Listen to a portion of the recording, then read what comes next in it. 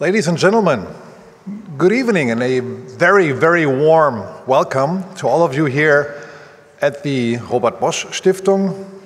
Thank you so much for coming. I think it's going to be a packed house.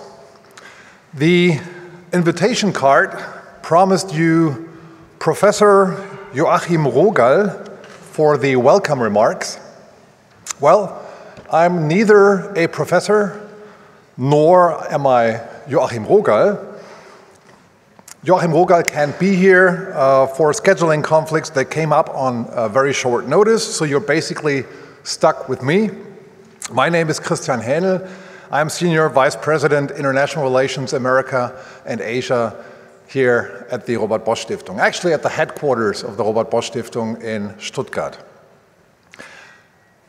Tonight's event is like a temporary merger of two of our programs, the Brookings Bosch Transatlantic Initiative, BBTI, and our Engaging with China discussion series. The BBTI is an institutional cooperation that aims to reinvigorate transatlantic dialogue and cooperation. And as you can imagine, we had a lot to talk about over the course of the last months, over the last 21 months since November 8, 2016, to be a little more precise. I welcome and thank our partners from the Brookings Institution. I thank you, Bruce, and your great team for this very fruitful cooperation. It is pretty good and reassuring to have a direct phone line to such a great partner in Washington, D.C., especially in these turbulent times on both sides of the Atlantic. Tonight we would like to go beyond discussing the state of transatlantic relations. We would rather like to set a constructive transatlantic agenda and talk about engagement with China. In recent months, tensions with China have grown. The National Interest, a bi-monthly US magazine covering international affairs, recently asked scholars and experts where they see overall relations with China heading, towards a permanent state of competition, potential conflict, or friendly and cooperative relationship. As diverse as the background and affiliation of the field of experts were their answers. Some would go so far as that military conflict seemed inevitable for them, while others noted that it will be possible and mutually beneficial to peacefully cooperate. Tonight's panel will take a closer look and assess the current state and future of relations between the US, Europe, and China. Frequent guests, and I do see some of them, of our discussion series Engaging with China know that we aim to facilitate an exchange with China rather than talking about China. To this end, we're very happy to have gathered great experts on the topic. From China, we welcome Chen Dingding, Professor of International Relations at Jinan University in Guangzhou and non-resident fellow at the Global Public Policy Institute, the GPPI, here in Berlin. His research focuses on Chinese foreign policy, Asian security, and Chinese politics. From the United States, we're grateful to have Ryan Hess and Torrey Taussig with us tonight, both fellows in the Brookings Foreign Policy Program. Ryan Hess holds a joint appointment to the John L. Thornton China Center and the Center for East Asia Policy Studies at Brookings. He previously served as the Director for China, Taiwan, and Mongolia at the National Security Council staff and as a Foreign Service Officer at the US Embassy in Beijing. Torrey Taussig is a non-resident fellow at the Center on the United States and Europe, where she works on US foreign policy, power competition with Russia and China, and global trends of democracy. Currently, she is based in Berlin as and this makes us very happy, I guess both our institutions, maybe the Bosch Foundation a little happier than the Brookings Institution, because she's here in Berlin as a Robert Bosch Foundation Fellow. Just started her fellowship here. On the European side, we're thrilled to have Mikko Huotari with us tonight. He is Deputy Director of the Mercator Institute for China Study, MERIX, Germany's #1 think tank on China. He has published extensively on China's global strategy, economic relations with Europe, as well as on geopolitical shifts related to China's rise. Last, but certainly not least, Janka Oertel from the German Marshall Fund, a sinologist and profound China expert herself, will moderate tonight's panel discussion. Before we start with the panel, I would like to invite Bruce Jones, Vice President of the Brookings Institution and Director of the Foreign Policy Program at Brookings, to the podium. Bruce, thank you very much again for your continued partnership. The floor is yours, and I thank you all very much.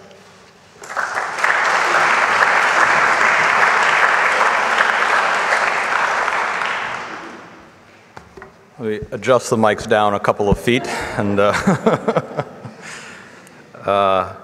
Christian, thank you very much. It's a pleasure to be here. This is one of the nicest formats, I think, for public debate that I encounter. So it's always a real pleasure in my calendar to be back at Bosch and in Berlin to have discussions on the issues as part of this partnership that we've built over the last 2 years, which is really proving to be, I think, a tremendously rich partnership. And so a huge thanks to you, Christian, and to all of your colleagues, Thomas and others here at the Bosch Stiftung. It's also refreshing to be in a panel discussion on engaging China. If we were in Washington, the title would be Disengaging China. So it's nice to hear some alternative argument. We'll see where we end up at the end of the day. As Christian mentioned, we began this partnership to drive what we hope to be a richer debate and generation of ideas about the transatlantic partnership. We began thinking about it about 4 years ago at what we thought was a moment of challenge for the political West. Lo and behold, we were right, unfortunately. And Christian alluded to some kind of event. I'm not sure what you're referring to, November 8th. I'm not sure what you're referring to there. But some events that have amplified the importance of fresh thinking and deepening networks around transatlantic relationships, but not just about the bilateral ties or the either side of the pond, but how do these two societies, which have been so central to the articulation of international order, so central to the articulation of core ideas about democracy and human rights, how do we think together about a rapidly changing set of dynamics both within our countries and internationally? And I think tonight's event sort of brings a lot of these themes together, so I'm delighted that we're doing it. I think as you said, we've witnessed a lot of turbulence in the transatlantic relation itself, the US-Germany relationship, the EU-US relationship. There appears to be a bit of a ceasefire. I'm a student of ceasefires. They fail frequently. So let's see whether we can get to a peace agreement at some point in the not too distant future. But we have deep challenges, both of us, internal to our countries and on the agenda as a whole. Tonight's event is about China and how the United States and Europe can think together about engaging this country, which will be pivotal to everything that happens in the 21st century, is an increasingly assertive player on the international stage. In the United States, I think you could say that the kind of consensus view is rapidly narrowing in a kind of deteriorating way about the nature of the relationship. But that's in a kind of very Washingtonian, either the world is white or the world is black kind of a way, and it's, I think, extremely important to have richness and nuance in the discussion, which we can do in a format like this. So I'm very glad that we're here. I'm delighted that two of our brightest young stars at Brookings are participating in the panel, Torrey Taussig, who you stole, but only temporarily, and Ryan Haas, who you already introduced, along with the rest of the very, very solid panel. They'll disagree with each other a little bit. That's in the best tradition of Brookings, which is premised on the independence of our scholars and their freedom to think what they think and say what they want to say, irrespective of broader political views and purely based on their own research. And I always emphasize it because I think it really is the foundational thing that Brookings brings to the table. And it's also a backhanded way of complimenting the Bosch Foundation for your constant support to our independence and your constant engagement with us as a partner, even if sometimes we don't say things that you particularly like or if we're unpredictable as researchers. But that space for independent thinking and independent research is critically important in today's debate, and I'm hugely grateful to the Bosch Stiftung for the partnership that enables it. And with that, let me hand the floor to Janka Oertel to chair the discussion. By the way, to the very right, in the middle. Just so you know that this has some sort of an order, we placed Europe in the middle between the American flank and the Chinese flank. I think this is also symptomatic of the rest of the evening today. Thanks to Bosch and Brookings for giving us the opportunity to engage this stellar panel here in a conversation with you. And thanks to Donald Trump for making the day even more topical today, announcing a couple of tariffs that were holding out for a long time. It was just in time for today's conversation, so I'm glad for that. But our conversation today will not just be about trade or security. It will be about systemic competition and about identity, about who we are and who we don't want to be. The US-China-Europe triangle is probably the most consequential relationship for the years to come. And a move between any of those 2 points, 3 points, will have a significant effect on the form, shape, and stability of that triangle. So with that, I would like to start out our conversation here on stage. We want to just set the scene with about 45 minutes of a conversation here, and would then like to engage with all of you as well, because I know that there's a number of not only transatlantic, but also I spotted a lot of China experts in the audience as well. So we'd like to get you in as quickly as possible as well.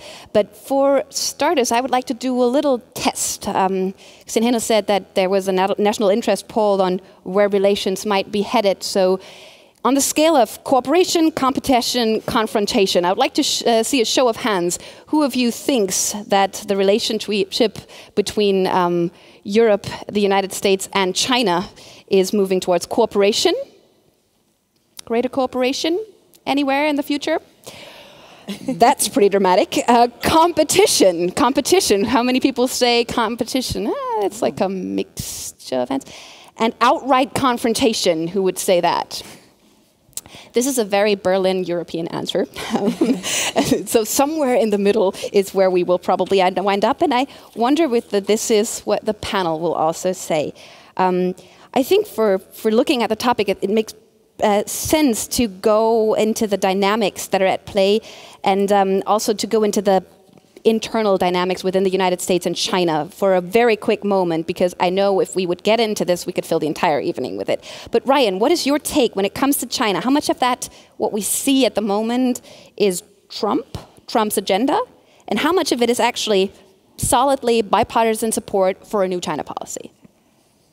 Well, it would certainly be an easier story to tell if it was purely Trump and Trump's agenda. But I think Trump is more of an accelerant to the deterioration of relations than a cause of it.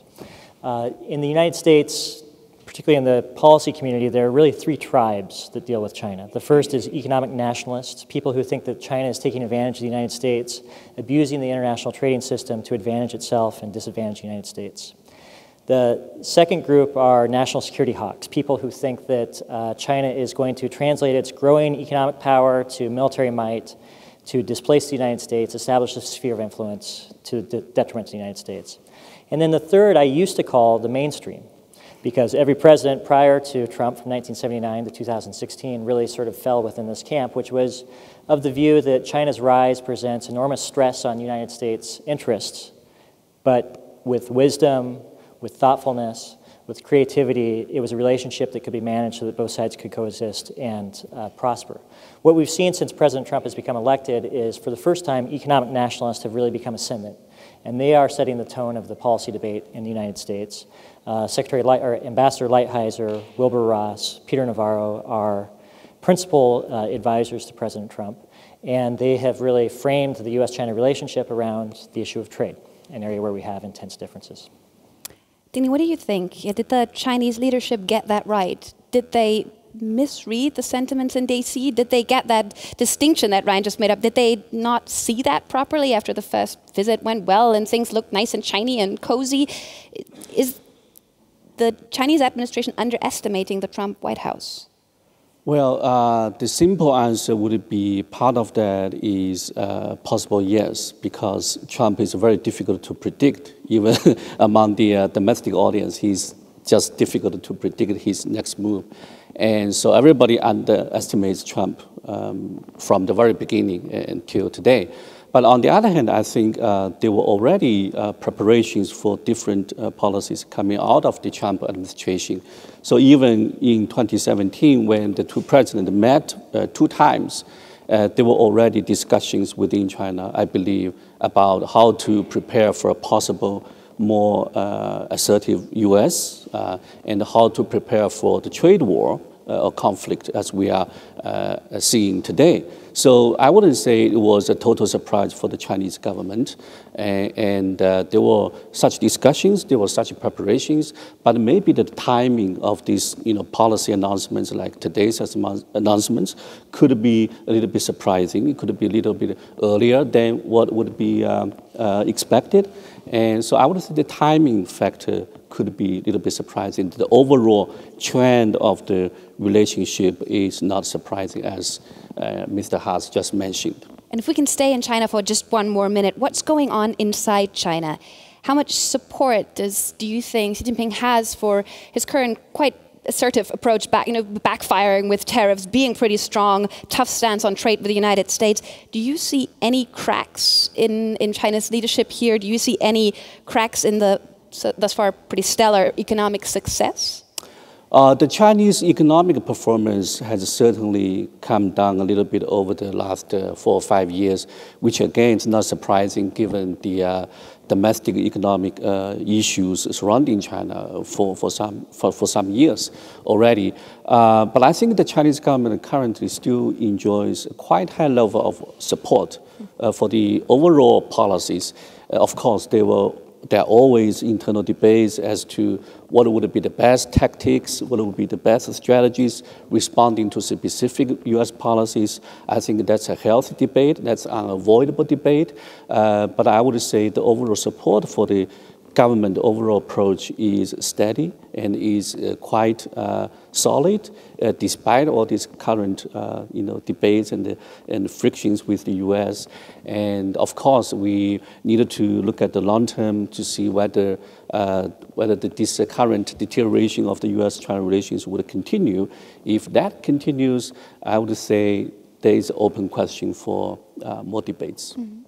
Torrey, you've also been working a lot on internal dynamics within China. And what is your take? How stable is what we see there, and what are we maybe overlooking? Well, I think I'm as good at reading the tea leaves on Chinese internal stability as the next person.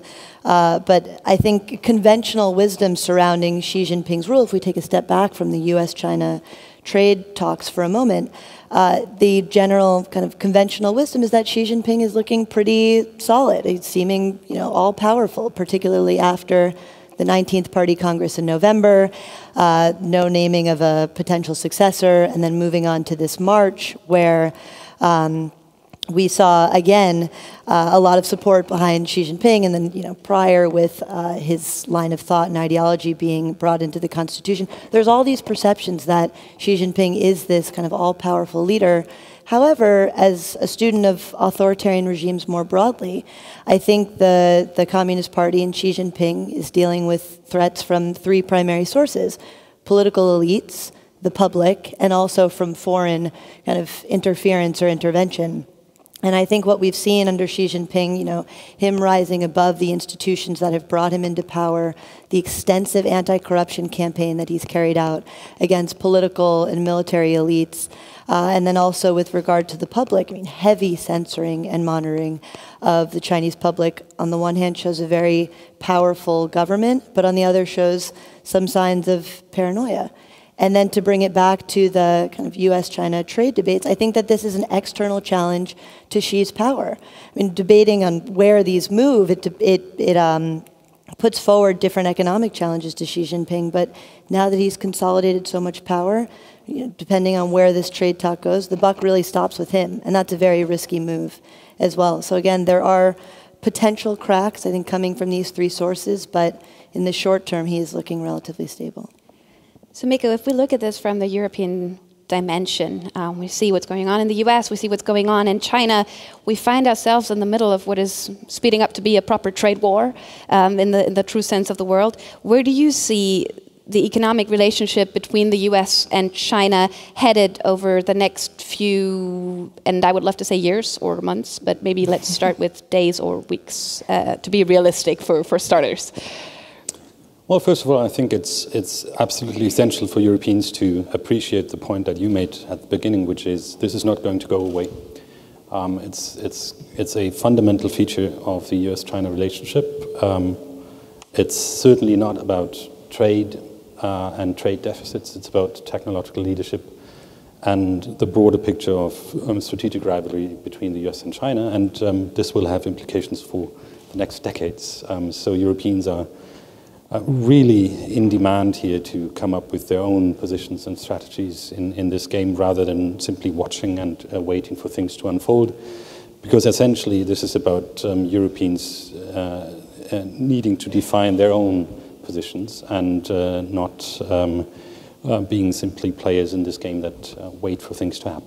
And do you think that Europe can continue to walk that fine line that we've currently chosen between cooperating and competing a little bit with China without seeking direct confrontation, also not making the Americans too mad? How long do you think we can play that game of being the one in the middle? Well, I don't think we are in the middle. I don't think we're positioned in a situation where we have equidistance between China and the United States. I think we come from a certain position, and the question is what happens to that position in the future. And it's absolutely necessary that we navigate that fine line, and I think it's essential, as we've seen today, that we also clearly communicate to Washington when we're not in line with certain decisions, such as the recent step that we've seen today, the escalation of the trade war, because it's not in our fundamental interest. So we need to absolutely be clear about these things, but at the same time, I'm really pleased to see that we continue to have discussions with counterparts in the United States and elsewhere about the necessary steps we have to take to counter certain aspects of Chinese economic nationalism and also economic practices in the domestic economy. Do you think there's still any chance for a transatlantic agenda on trade? Absolutely. I don't think that this is going to go away after today. I think we are working on that on a daily basis, together with the Japanese, increasingly also with other partners. So we shouldn't blind ourselves that we still have a quite fundamental alignment on key interests in our relationship with China. And we should make the best use of it. And of course, it's going to be much more complicated in the months to come, but this increases the need for the type of discussions that we're having today. Dingding, what do you think are the areas in which China is most likely to cooperate, most eager to cooperate when it comes down to the economic relationship with the US and Europe? I understand that there is a lot of pessimistic opinions about US-China relations given what's going on in the trade aspect. But on the other hand, I would look at the long-term view of the US-China, even in the trade area. I think because of globalization and because of global supply chain and the other factors, these two large economies do need each other. They might temporarily forget about this aspect, but sooner or later, when they wake up to the reality, they will understand that we need each other, just as we need Europe and Germany, so on and so forth. So I see this as a temporary period. And I don't think this will continue forever, despite all these challenges and the difficulties ahead, strategic rivalry, so on and so forth, which again, from a historical perspective, is sort of normal between major powers. So I do think there are areas of cooperation depending on the timing, depending on the specific government, depending on who will take over the White House 2020 and afterwards. And there are areas like investment. I think this year the numbers are not very good, and that might affect employment in both countries. So sooner or later they will come back to this reality and understand the value of mutual investment. And even for trade, I think right now it's already maybe too early in the process to understand the pains of mutual trade punishment. But by the end of this year and by early next year, I expect both economies will more fully understand the consequences of these trade frictions, and some sort of correction would emerge, in my view. And in terms of climate change cooperation, I think right now there's more maybe room for cooperation between China and Europe and China and other major players. But I think depending on who will be in the White House in the U.S. 2 years from now, and we might have a different view. Just remember, 2 years ago, nobody foresaw these days trade frictions, and I don't think we should be too confident about the pessimistic future of U.S.-China relations 2 years from now, not to mention 6 or 8 years from now. So we should be a little bit more humble about the future. You've been addressing now the bilateral relationship a lot, but would the Chinese leadership be really worried about the emergence of a true transatlantic front, a united front activity from the European and American side on trade, on the economic policies, because there is some joint concern? Yeah, we know United Front very well, so so we're not worried about it. I mean, U.S.-Europe relations has been very strong from 70 years ago, and will continue to be strong. And whether China likes it or not, it's a different matter. But I think from China's perspective, as long as there are areas of cooperation between China and Europe, between China and the U.S., and don't forget, a stable cross-Atlantic relations, it's not necessarily a bad thing for China. So a lot of people make that triangle argument when it comes to China, Russia, U.S. Relations. I think that's a mistake.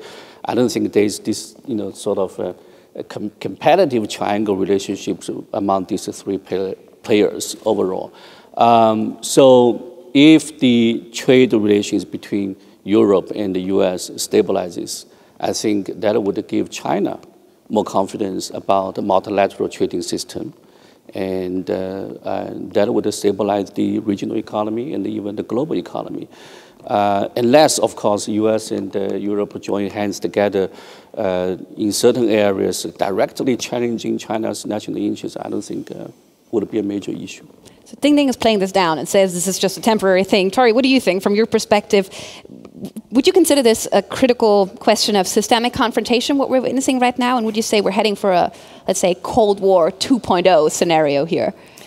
Well, instead of Cold War 2.0, I think a very popular term in the U.S. now is this notion of great power competition, the United States and Russia and China on the other side. And so to use that paradigm, although I do think that there are issues with that, I think we also have to remember that this structural competition is also fundamentally ideological in nature.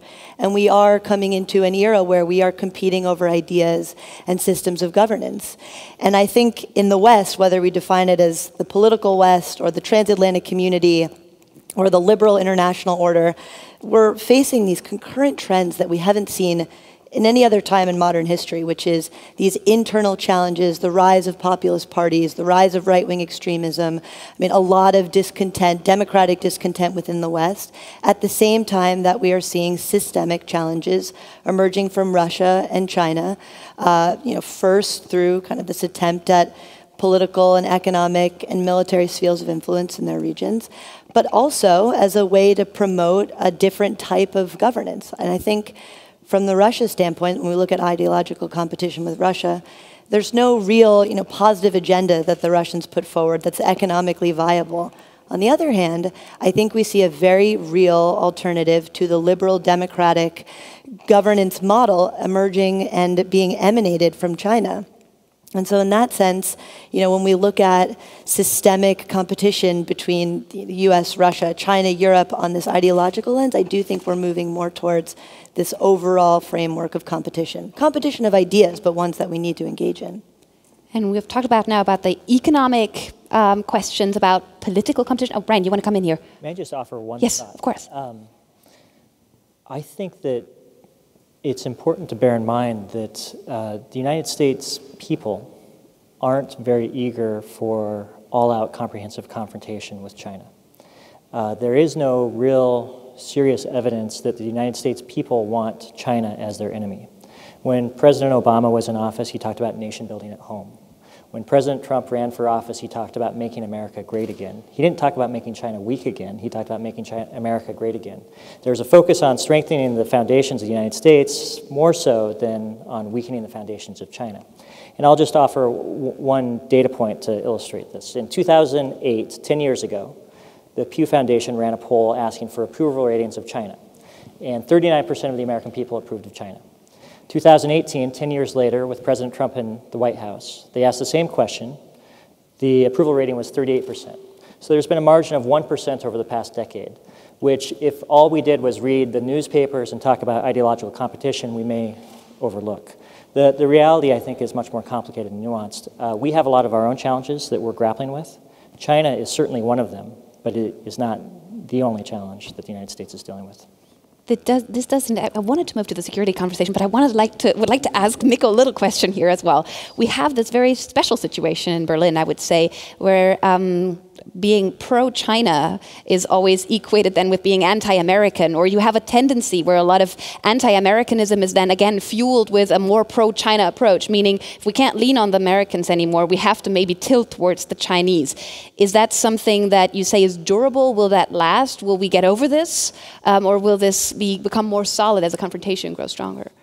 Well, I do think it's a bit of a German or maybe European reflex to think of, one alliance is becoming a bit more complicated, so we look out for other things. But of course, I mean, the strategy that we see unplaying already is the right one. I mean, it's about not framing this as a US-China development, but about one of strategic autonomy in Europe, which is not necessarily about being in one camp or the other one. So that's the overall ambition, of course. And strategic autonomy should mean capacity to act, and it's not necessarily about the question, which particular policy questions we are answering in a particular way. It's really about building up our own position on certain issues. So we understand that there is a solid concern about Chinese trade practices in the United States.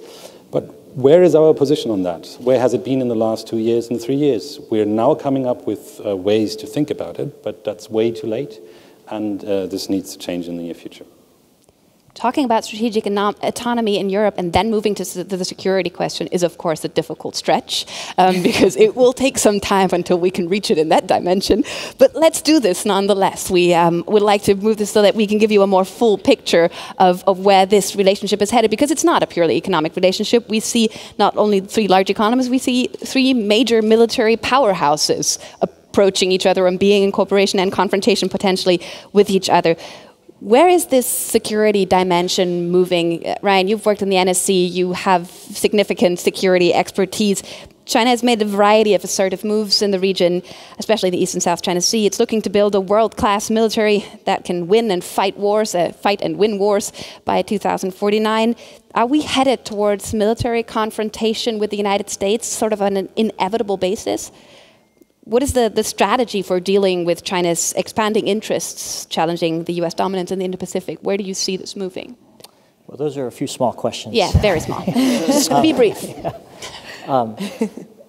Before I get to them, I did want to say thank you to you all for sacrificing a beautiful Berlin evening to be with us tonight. This is a great event. I think that the starting point for strategy is to understand what objectives we're trying to achieve and what objectives we're trying to prevent. And from my perspective, what we're trying to achieve is we're trying to make China contribute more and better to solving global problems. That's what we're trying to get China to do. What we're trying to prevent China from doing is using military or economic coercion to advance its interests or to create a sphere of influence that's exclusive that displaces the United States and others. I think that those 2 objectives are eminently doable and achievable. So to get back to your question, I don't think there's any inevitability of conflict. I think that's a choice that leaders make. There is no mathematical formula that says that rising powers and established powers must confront and collide with each other. It's a failure of imagination and a failure of diplomacy if we get to that point. But what does that mean concretely? I mean, what does that mean in terms of the South China Sea? What will the US do to get to forward its interests there?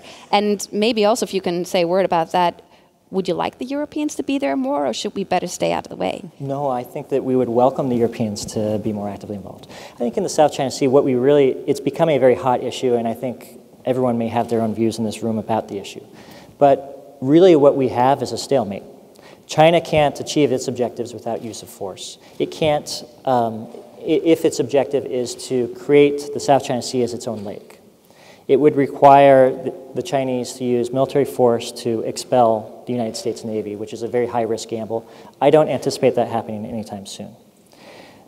The United States Navy will stay present in the South China Sea whether China likes it or not. And we would welcome other countries to be there with us as well. I think the more that the region becomes integrated and diversified and there are more actors that are densely involved, there's less space for any power to throw its weight around. And that's to the benefit of all. But this also has an implication on existing rules and existing rules of the game. And Torrey, what do you think? How much does the Chinese leadership, how much is it already capable of bending the rules and reshaping international order more towards its liking? Because it's not as nice and cozy in the South China Sea as it may seem that things are going so well. The countries in the region are quite concerned about where international norms and rules are going, international law at the sea, for example. So what do you think? Is that how great is the potential and the desire of the Chinese leadership to actually change the rules of the game? Well, I agree with Ryan from the U.S. perspective and from a European perspective. I do think that both of those objectives are doable. I don't think we're moving toward inevitable confrontation.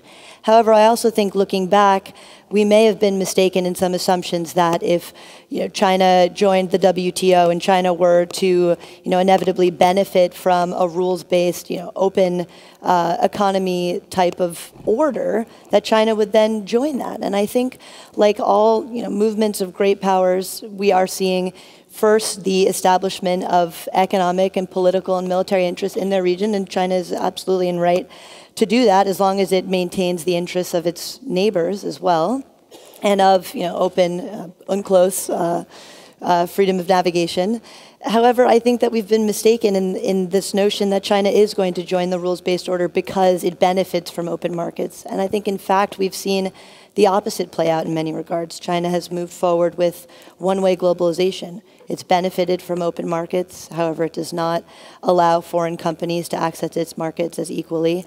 It's benefited from technological advancements around the world, as its companies have as well. And yet that technology is also used to create a sense of a surveillance state and illiberal moves within China. Again, this doesn't mean that we're moving toward confrontation, but I think these are realities that show our assumptions to date may have not proven accurate.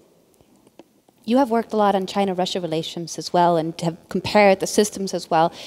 Currently, we're witnessing one of the largest military maneuvers, military exercises between the two with significant numbers of troops involved. What does that mean? Is there an alliance in the making that we're not seeing, or what is happening there? It's a big debate on Russia-China watchers where this relationship is moving. I'm still of two minds. On the one hand, we are seeing increased military cooperation between Russia and China, military exercises everywhere from the Baltics to the South China Sea to the most recent Vostok military exercises.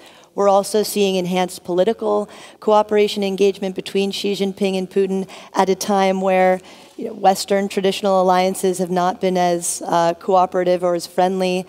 However, how deep this relationship will move into any sort of strategic alliance, I think, is still yet to be seen. I mean, there are many China and Russia experts that say that moving forward, Russia and China are going to be competitors in Central Asia, and that China really looks at Russia as a supplier of energy and vice versa. But I do think, maybe I'm more in the minority on this, but this is a relationship to watch, particularly as the United States develops more, for better or for worse, competitive approaches toward both. Dingding, China has obviously global interests, but in this tight-knit network of alliances and corporations that are already at play, how will it protect those interests and assets abroad? What will be the strategy beyond confrontation, but how can global, maybe also security competition look like in markets that are also interesting and in areas and seas that are also of interest for the US and Europe? First of all, I agree with Torrey and Ryan that confrontation is not inevitable, even though there are certain tendencies toward that because of structural factors, so on and so forth. And when I did my PhD at the University of Chicago, one of my teachers was John Mearsheimer, the famous offensive realist. The other one, my dissertation chair, was Alex Wendt, a big constructivist. So I naturally follow the constructivist view, believing that we have a choice to make. So I do think China has a choice to make in these regards, and whether to go abroad protecting China's global interests, which is in a way inevitable and natural as its power continues to grow, so on and so forth. But I also think the traditional style of making alliances is not in China's national interest, because China believes, in my view correctly, that today is a different world. Today is an era of globalization. The old style of alliance belongs to the Cold War era. You form this military alliance with some other countries, to fight against the other rivals, enemies, so on and so forth. I think that's outdated. What China believes today is partnerships, which gives China a certain degree of flexibility, but also at the same time a degree of assurance. What are China's partners? Who are China's partners? There are more than 70 different types of partnerships. If you look at the record, they have very different, nuanced. Right, they have different names. Even under George W. Bush, the China-U.S. formed this strategic partnership between the two governments. Later on, it was dropped, of course. We understand. So my thinking is, this new type of cooperation format can be a solid foundation for the future cooperations. And that's part of the reason why people do not so much worry about a possible China-Russia alliance, because alliance, that term, is not in China's vocabulary today. And I think that's a good thing, because making alliance from alliance, might send a wrong signal to others. Hey, who are you targeting at? So on and so forth. I think that's not a smart move. So this new type of partnership, I think it's evolving, and certainly would need more clarifications, as you were asking. And I would think I would suggest we do a better job of clarifying what this partnership would entail, so on and so forth. But I think it's in the right direction. Germany has a strategic partnership with China. How strategic is it in the security realm? Where do you see security relations headed? Is this probably just a fig leaf, the strategic partnership that we have? It's not so strategic after all in the security realm. What do you think? Where does the European dimension fit into this equation? Well, first of all, I think Europeans need to realize that China has a security presence in and around Europe. And this is a rather soft presence, but it's a presence that's becoming much more relevant to us. So we need to stop looking at China security only as a Asia, South China Sea, North Korea conflict question. It's at our front door, and we need to deal with that. The second point is, I think it's very clear that we have, to a certain extent, aligned interest on paper. Superficially, of course, we have a joint interest in stability in certain regions, and we might start to think about collaborating more with China on certain issues, including Afghanistan peace process, security and stability in Africa, in regions where we have our own interests, etc. But then the question is, how do we organize this? And what do we actually know about the process of cooperation with the Chinese? So military diplomacy, for instance, is a key aspect of China's diplomacy. And we have live fire exercises of the Italians in the Mediterranean, and we have peacekeeping operation exercises of the French. We have medical exercises of the Germans. So we're not coordinating as Europeans in our outreach in the security realm with the Chinese. And I think that's a fundamental problem going forward. But then also, we need to understand what's happening on the ground. We have the Chinese in Mali and the Germans in Mali, and we don't really know to what extent this is actually beneficial for our own mission there. And I think there's a lot to gain in terms of information analysis on the ground, and we need to understand, yes, it's good to say we need to collaborate, but what then, and what's actually happening on the ground. And it would be kind of nice to have the analysis first and then do the cooperation, absolutely, right? So what do you think, should there at this point in time be any military-to-military cooperation between European militaries and the Chinese military? It's a very difficult question, and I think we can try out certain types of engagements, as the Americans have been doing and are doing. So they have their mil-to-mil channels that they're using, and I think we shouldn't hesitate to try to do the same things. And yes, evacuation and military operations other than war are, of course, the field where we can start trying things out, but we need to be aware of the costs.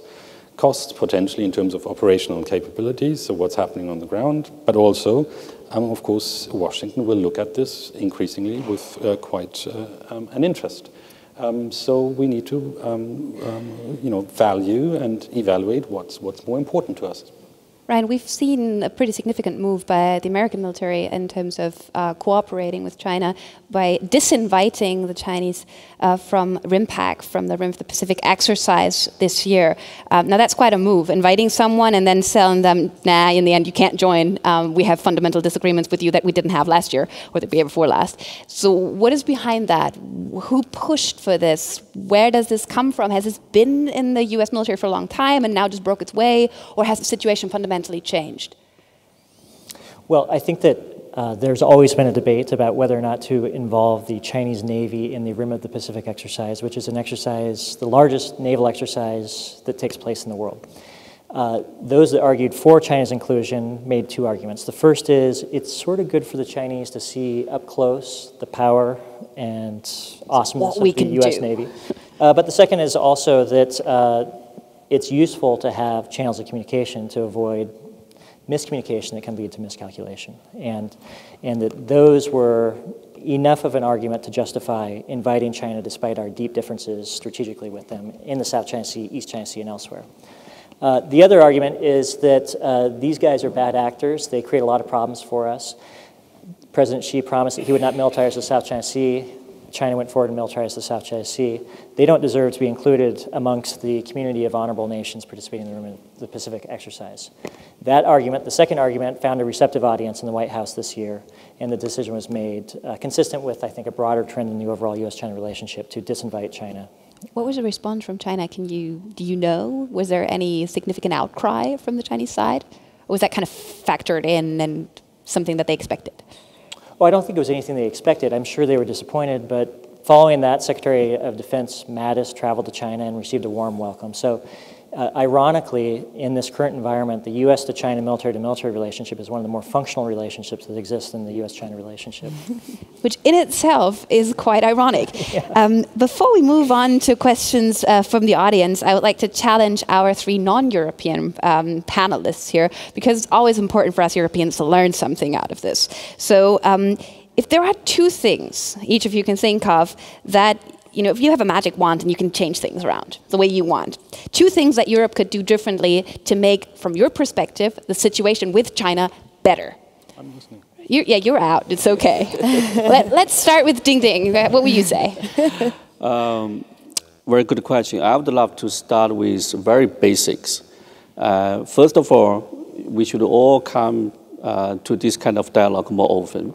I agree. Dialogue is always good. I came all the way from China for this dialogue, and I'm learning from all you guys tremendously, so that's my benefit. Second of all, learn the language.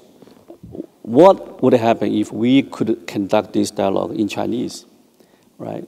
We could conduct this in German, in English, and I needed to learn some German and the other languages. But I think that would really, in my view, from a constructive view, to deepen the mutual understandings of each other, not necessarily preventing differences and even conflicts, but you understand much better what the other side is thinking about. And that's a first step toward better cooperation and future cooperation. That's really You're pretty important. easy on the Europeans here with a magic wand. Chinese is very difficult to learn. True, too. Torrey, what do you say would be your two wishes from the Europeans? First, on the language component, as a newcomer to the German language, I'm just happy we're not having this conversation in German, let alone Chinese. Switch if you want. I think for the Europeans, the greatest strength of Europe is, one, its values and institutions, but also the fact that it has tremendous leverage when it speaks with one voice and speaks in a multilateral forum. And I think when dealing with China on political or economic issues, maintaining that one voice is critical. And I think that would be the best way to put forward European values. And the second comes back to something that we were talking about before, this ideological competition, Cold War 2.0. I agree with Ryan in that China is not the source of democratic discontent in the West or in Europe. or in the United States. And I think moving forward, when we talk about this competition of ideas, the debate and the conversation needs to start at home. 10 years after the financial crisis, if democratic governments and institutions cannot find a visionary way forward to provide human dignity for their citizens, then a liberal model of Chinese government will be more, I think, have a more receptive audience globally. That's not in confrontation with China. It's just that if we are to have this competition of ideas, we need to make democracy and the arguments for democracy work better at home with our citizens before we engage in a debate internationally over these types of governance models. This is to the Europeans and the Americans a little bit as well, right? I can't forget about the Americans. All right, perfect. Ryan, what would you say? Well, with my magic wand, suspending reality for 2 moments. The first would be for the United States and the European Union to join the Trans-Pacific Partnership. With that, 65% of the global economy would be abiding by high standard rules for trade, would put a lot of pressure on China to either self-isolate or rise to meet the standards that have been set. The second would be to take away the high degree of friction that exists between the United States and the European Union over trade issues. I think it was a strategic blunder by the Trump administration to simultaneously piss off everyone at once. We didn't like that move either. As opposed to sequencing and prioritizing where we had the greatest concerns.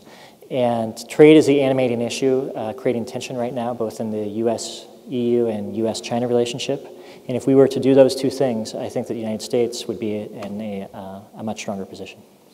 And the Europeans? And the Europeans with us. Very good. So I would like to open it now to all of you for questions. I would like to also welcome our viewers on the live stream here. All of our entire conversation is live streamed this time. I think this is one of the first times that this has happened in these conversations, so this is great that we're able to do that. And if there are questions online as well, they will probably be handed to me at some point in the conversation as well. There's a first question over here, please. We have a microphone somewhere, right? Someone has a microphone? Yes, over here. There you go. The gentleman in the stripes.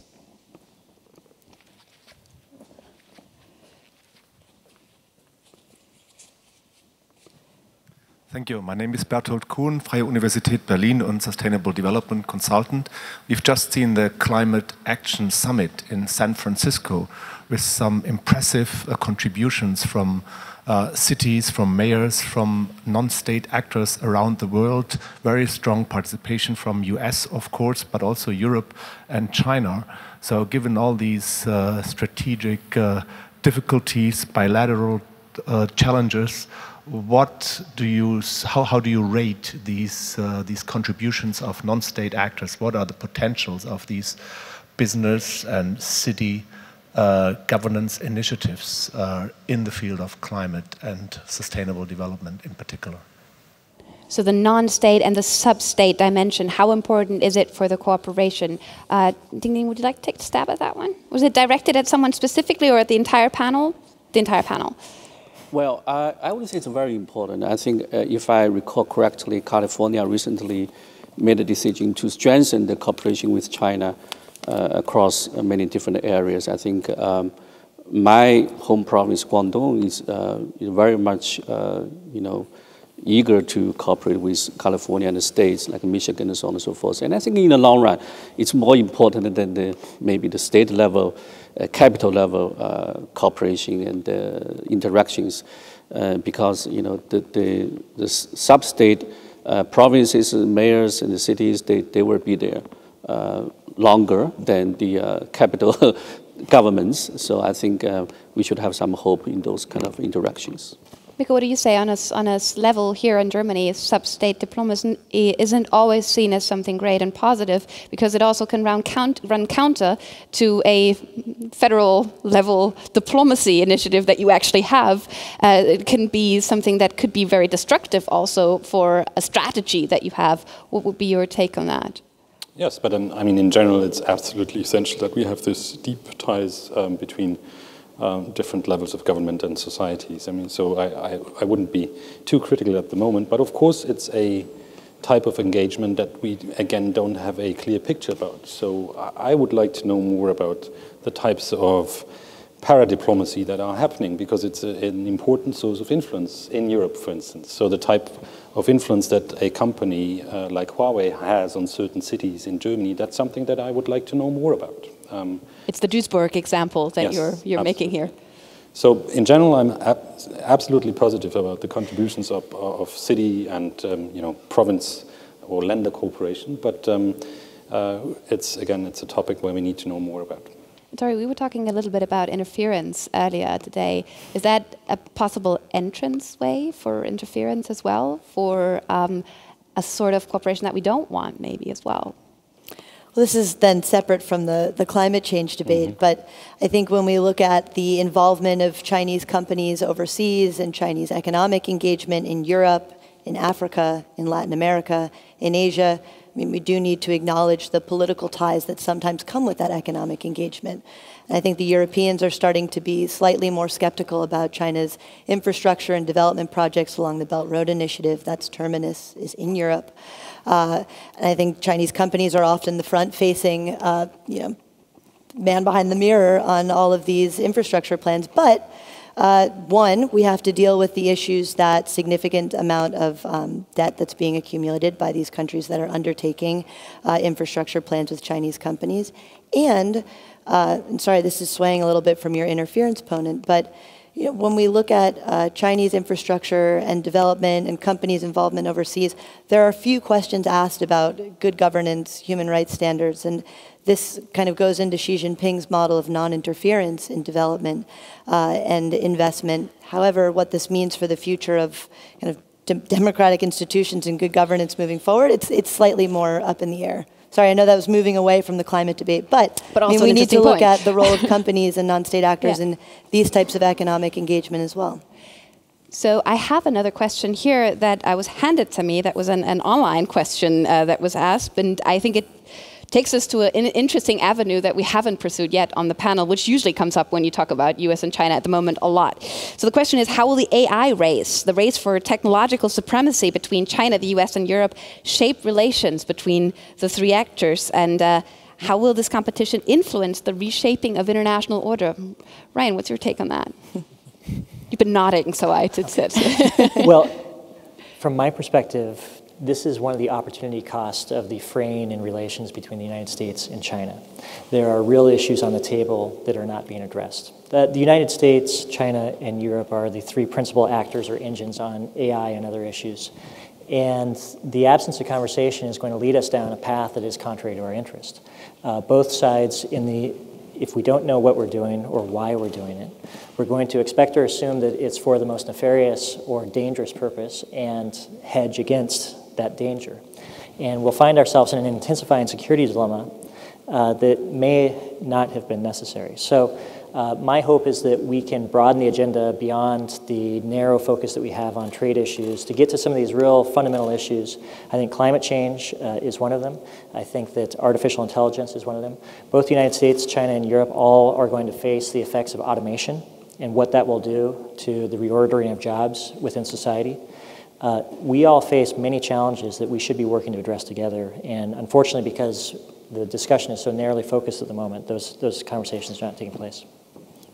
Dingding, does China think that it can work together with the United States on artificial intelligence, or does it think does the Chinese leadership think it needs more autonomy in these fields? It's too dangerous to work with the Americans because they might choose an erratic president of some sort, and then it goes all downhill. I think China should work together with the US in this area of AI, partly because AI revolution, or whatever you call it, will bring so much uncertainties for not only US, China, but also other economies, right? Automation, you just mentioned, can take away millions of jobs by, taxi drivers, so on and so forth. And I think no governments today has a very good solution to these common challenges facing China and the US.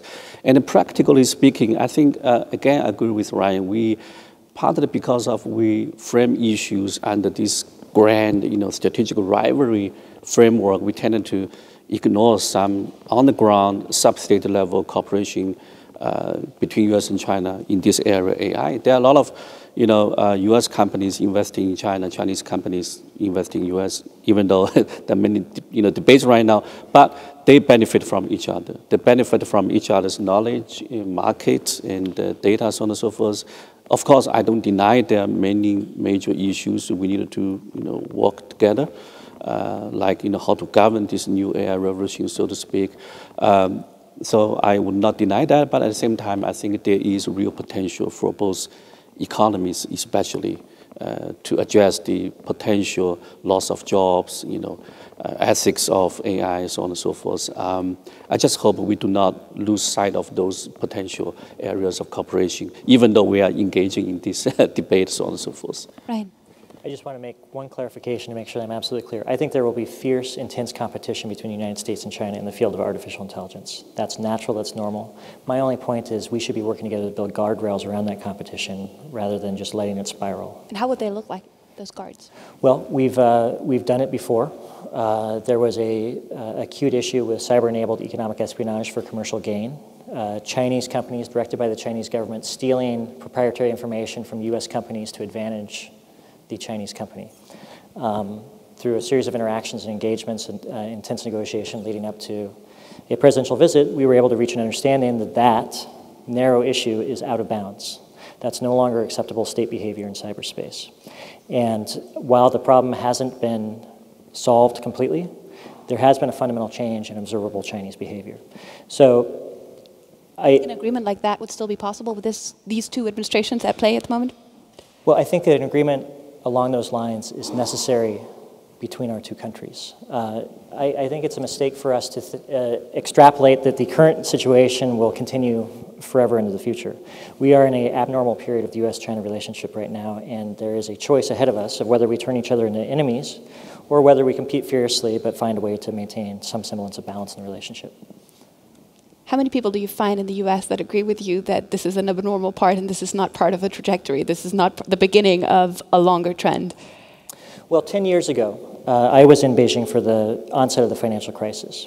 And at that time, no one was talking about the Asia Infrastructure Investment Bank. No one was talking about the Belt and Road Initiative. No one had the imagination to conceive that China would build islands out of water in the South China Sea. But here we are. All those things have happened. The same could be said in the 60s, prior to the Cultural Revolution. Very few people saw that. The same could be in the 70s, prior to Deng's reform and opening. The same could be said in the 1980s, prior to Tiananmen.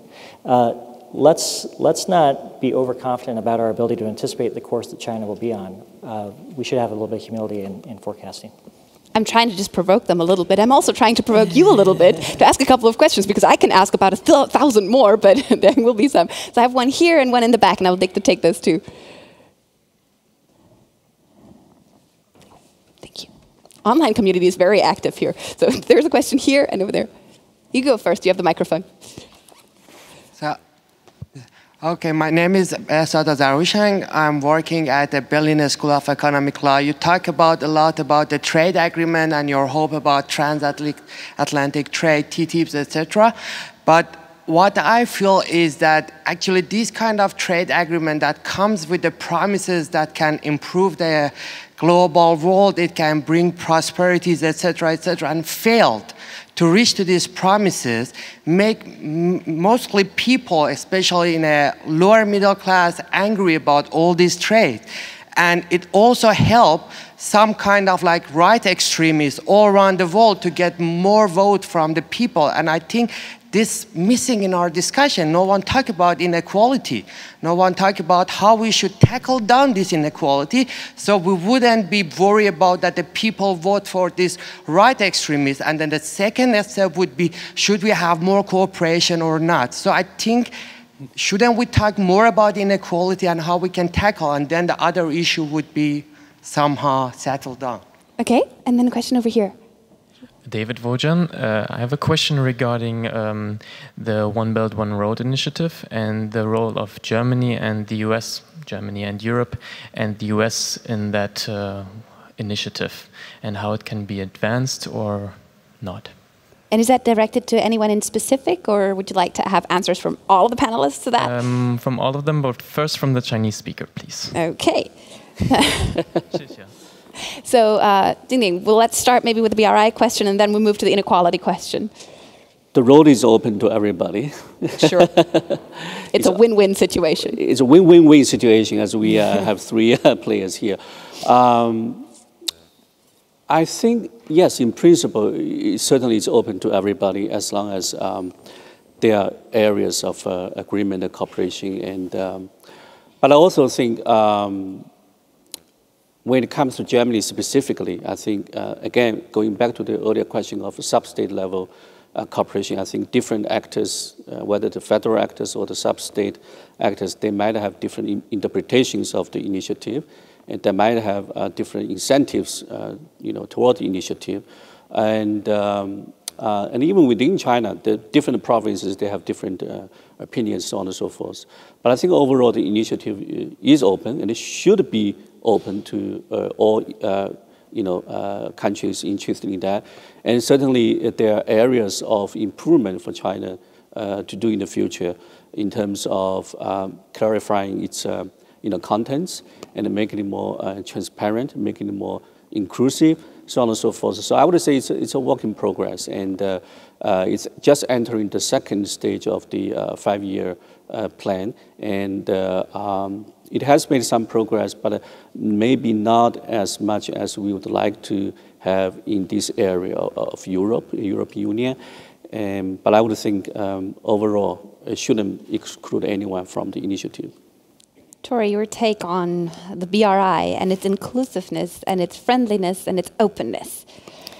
I mean, I agree with a lot of what Chen has said, and I think, again, not to take the more confrontational or skeptical approach with China's BRI, but I do think transparency and openness is a critical part of what's missing in a lot of the agreements that the Chinese government and Chinese companies are signing with different governments, whether it be in Africa, Latin America, or in parts of Europe.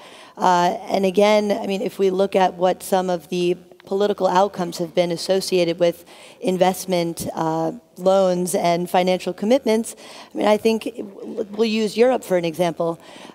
Greece and Hungary. China has made significant investments in both. And again, I know I'm bringing up two skeptical cases, but China has made significant investments in both.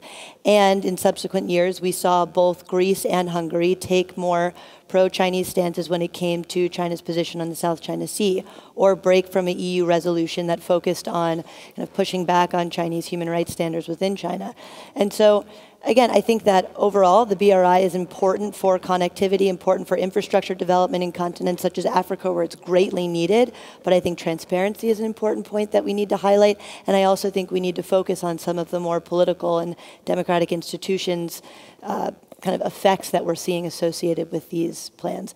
And I think it would be important to see kind of comparative ideas come out of the EU. And I think we're seeing that with the EU-Asia connectivity plans moving forward now. This is another space of healthy competition, development models, where both the EU and China and the United States are developing countries, again, in Africa, Latin America, and in Asia.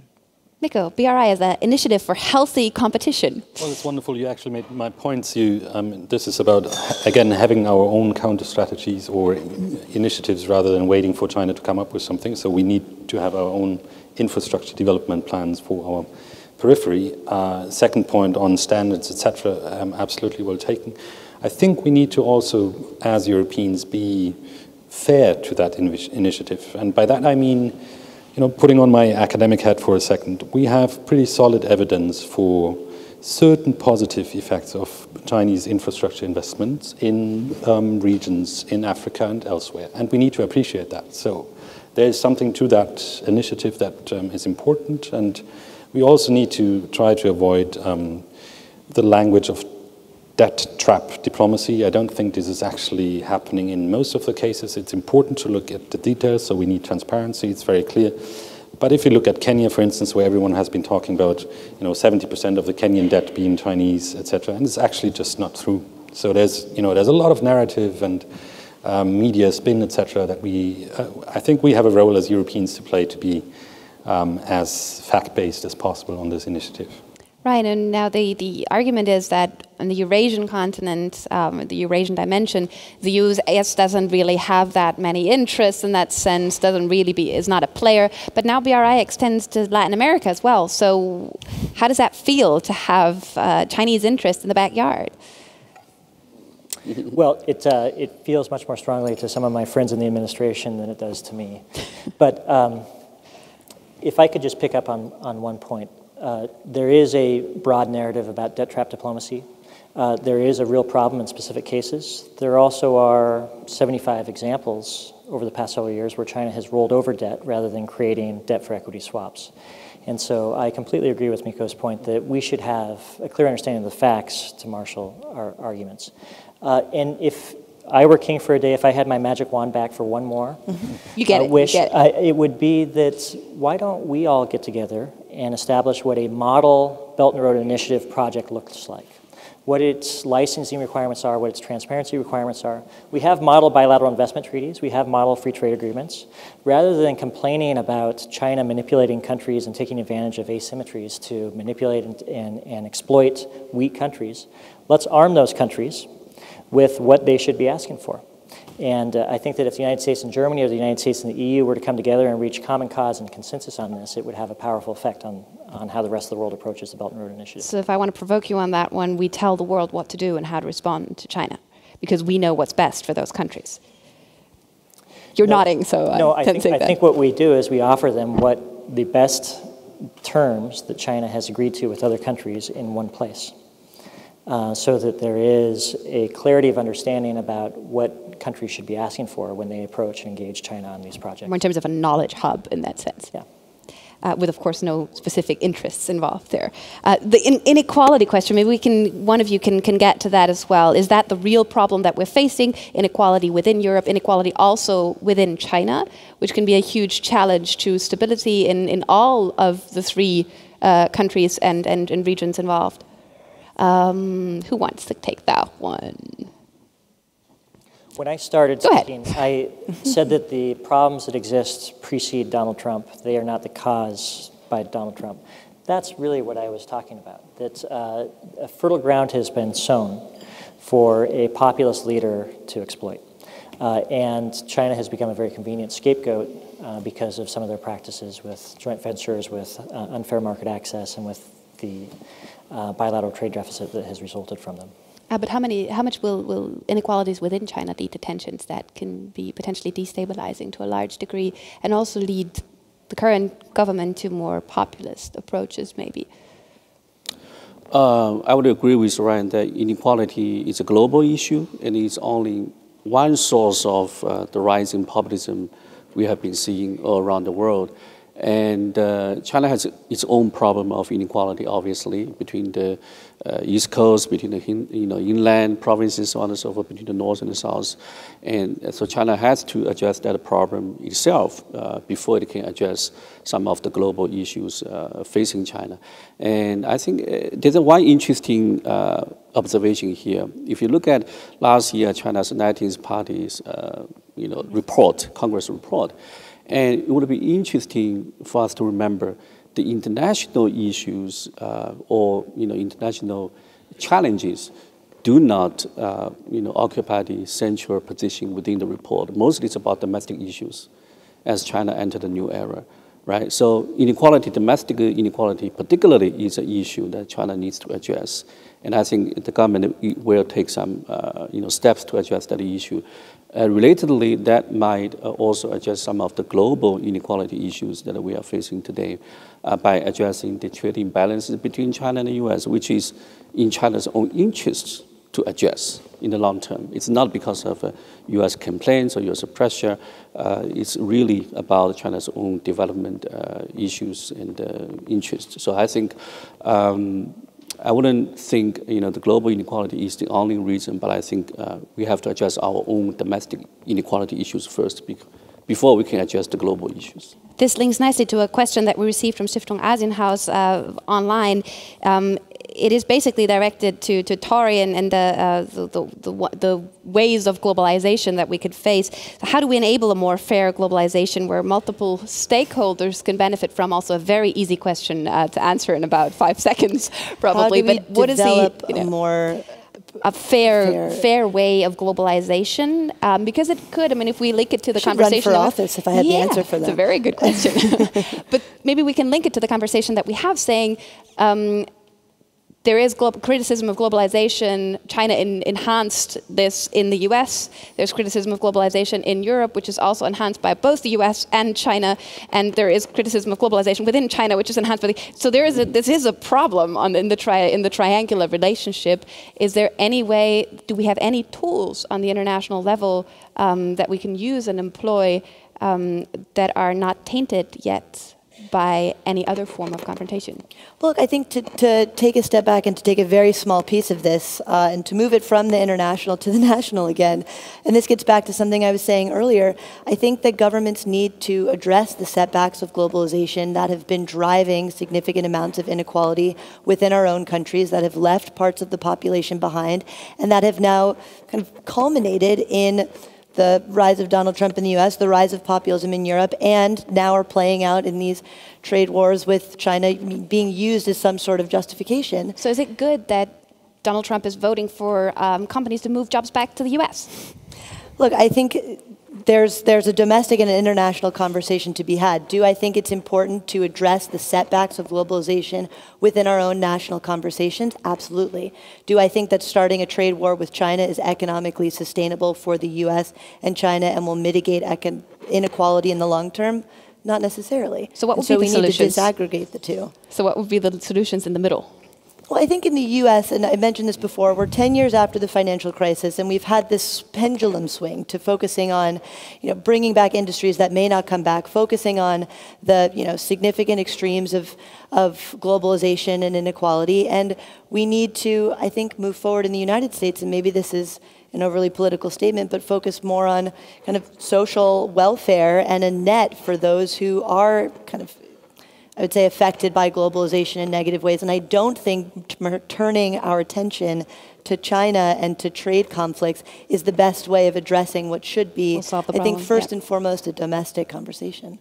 But it's a piece of it, as Chen was mentioning. I would like to open it for one last round of questions, if there are any in the audience. Over there, please, there you go. I think we have time for then one more as well. So if anyone else is brave enough to ask one question, we can add one more. I want to talk about space. Ooh, yeah, small topic. President Trump a few months ago announced the formation of a space force. Should the US really assert kind of military dominance in the space? I want to know if China plans any military counterpart and what the opinion of Europe and China is on this matter. Do they take it even seriously? Because if I remember correctly, President Trump proposed a budget of $8 billion over the next 5 years. So I really want to think what the other countries think of this, and do they take it seriously? So maybe we take that, do the other countries take that seriously first to you? And then you get to make the assessment whether we should take it seriously at all. I will wait for tomorrow morning President Trump's tweets to decide whether to take that seriously. Space Force is currently, I guess, far ahead of China's plan. As we mentioned before, there are a lot of other more important, urgent issues for China to address domestically and internationally. But again, I don't know what the real intention behind the establishment of the Space Force is. If it's sort of a competition between US and China, then we might have some competition. But if it's a long-term strategic planning on behalf of President Trump, then we can maybe be more assured. Do you have any idea what China's space plans are? No, I don't have any idea. But I think they are interested in exploring the outer space a little more. if they had the money and the resources. Mikko would like to jump to your assist and tell us a little bit about China's space plans. Yeah, I wanted to mention that the Strategic Support Force, of course, has identified space and cyber as one of the key two domains where they want to compete in the future. And of course, they would be devoting quite some support force within the People's Liberation Army. They would be devoting quite some resources into that field. But to what extent that actually is, a long-term competitor to what the United States is doing, and that absolutely is not my field of expertise. Do we need to take it seriously, Ryan? I think we do. The United States' nearest peer competitor in the world in space is China. I've been in many meetings where people that focus on space for a living spend the bulk of their conversation talking about what China is doing. So while I'm encouraged to hear Chen Dingding say that this isn't too big of a deal, I don't think that that's a view that's shared as widely in Washington. I think that people take it deadly seriously. Now, there's a separate question about whether establishing a separate space force is an effective way to protect American interests in space, and there's room for honest debate on that. What would be your personal take on that? I think that we have 4 very effective branches of the military right now, and up to this point, they've done a very good job of protecting U.S. interests. I don't see why a 5th is necessary to do so. Okay. Torrey, would you like to add anything on the space question? I think I will take Ryan's National Security Council meeting experience fully on that one. My last meeting with the president didn't come up, and so I think we'll take Ryan's. So we would have room for one final question over here. Thank you very much. My name is Stephanie Ahlefeld, and I would like to ask the panel again about this system competition. I can see that China is able to focus or to concentrate a lot of money on very, very important industrial sectors. And in the West, in a democracy, there are limits to this. Now, what would the panel say? Is the Chinese way to innovation a successful path, or will the open society win in the end? I think that's a great final question, actually, to wrap this all up. So thank you very much for that. Maybe we can start with Torrey on this one. Well, I think when it comes to China's projection of its own narrative, of its own form of governance, of a positive impression of China's role in the world, which it does play many positive roles, I think where democracies need to do a better job is to keep the critical debate and conversation open. I think sometimes we see Chinese political influence move forward with a lot of double standards, putting forward somewhat whitewashed projections of Chinese governance at home. And I think the strongest institution that democracies have is open debate and conversation and freedom of the press.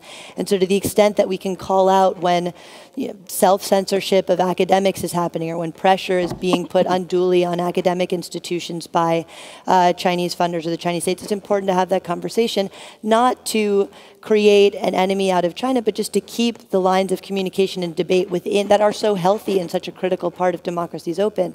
I think that's where we need to, again, create a more level playing field for the narratives that China's putting forward and the narratives that kind of our own governments are putting forward to our own publics. Ryan, would you like to add something to that?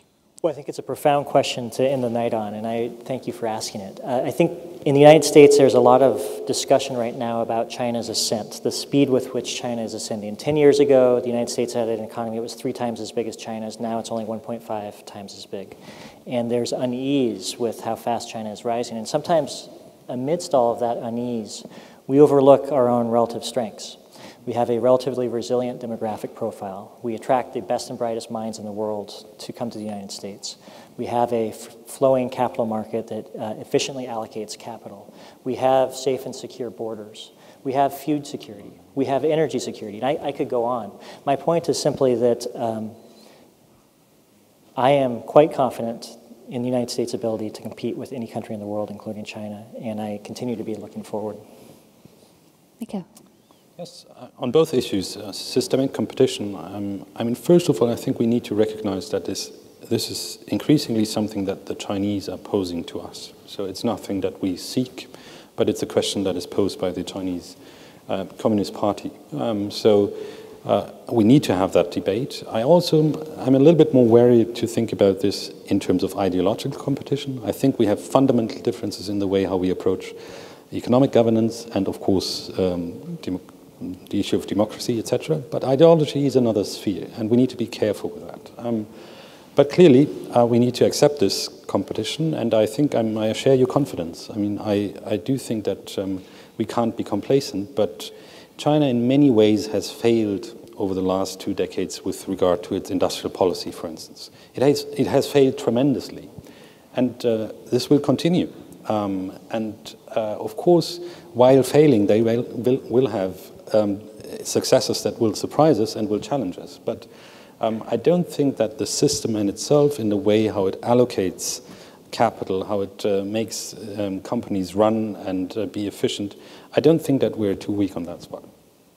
Dingding, you get the final word on that. Thank you. Well, I do think there's a competition, but I don't think there's a systematic competition, or at least not yet.